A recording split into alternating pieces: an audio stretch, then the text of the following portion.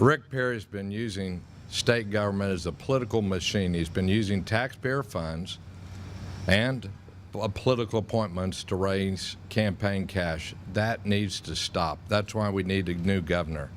Look, the governor's office should not be for sale. Week after week, we've had more facts revealed. Just very recently, there's an analysis of the campaign contributions in the last several months by Rick Perry. Over $790,000 raised from people that he appointed to boards and commissions just within the last several months. No wonder he won't debate and respond to my proposal that people who are appointed to boards and commissions be limited in the campaign contributions to $10,000 per election cycle. What is wrong with that? And there's unanswered questions about his use of the Emerging Technology Fund, some $16 million of state taxpayer funds going to companies in which his political friends had an interest. I mean, these are people like Phil Adams, one of his closest personal friends, who's in all these gambling licenses, and other people who had access to the governor's office. Yet, the governor refuses to even disclose to the public or the press the name of the investors in the companies in which the taxpayer funds were being invested. That's not a trade secret. Then we find the the Texas Enterprise Fund. Rick Perry has yet to respond to our request for an audit of the performance of that fund.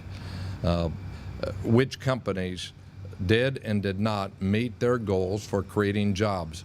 We know that what he called the crown jewel was Countrywide Financial, the biggest subprime lender, a company that after receiving the funds became insolvent. We know that the largest single grant was to a startup biotech firm that was patronized by some of Rick Perry's political contributors. And after they got the state funding, they laid off people rather than adding people.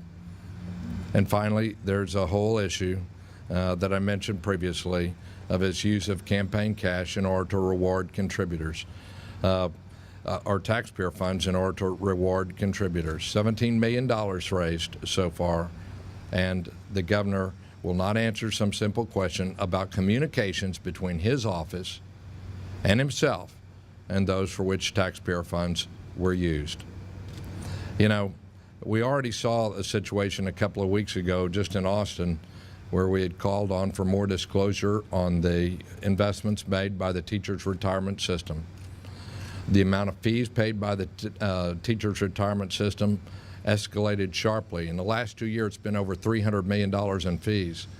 That's more fees than were paid in the prior 10 years for the teachers' retirement system, as his campaign chairman, Jim Lee, moved that fund from investing in stocks and bonds to more risky types of investments that had greater fees.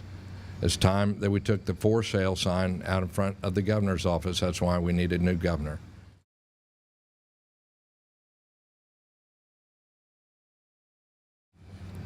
I think we need a governor who will be effective in dealing with the federal government. Time after time, I went to Washington to battle FEMA and get funds that we needed for hurricane relief, get on the phone with people in the White House and Congress to get the money we need. I don't know how many times he's talked to the various people, including the head of the Department of Homeland Security and the head of FEMA about that request personally, but I know what I did as mayor, I had to talk to him personally. Do you think the state's entitled to that money? You know, yes, is the answer.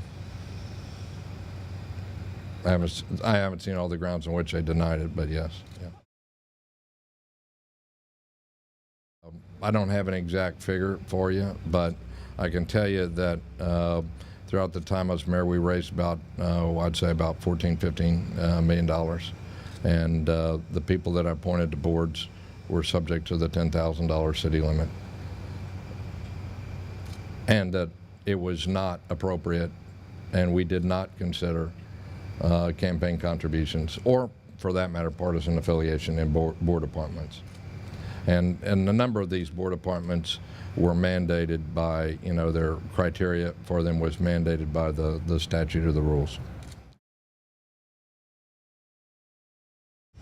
it'll be irrelevant. It will be irrelevant. Period. So if someone has donated to you prior to this, they're not ineligible for an appointment? No, they're not ineligible to appointment, but that doesn't put them at the front of the line either.